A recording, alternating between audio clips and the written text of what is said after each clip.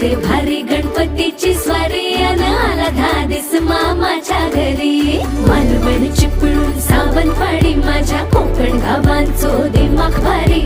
दिसते भारी गणपतीची स्वारी माझ्या कोकणा वाटे तुम्ही वलवा गाडी. धमाधमान हाका गाडी माझ्या कोकणचो रस्तो नागमोडी.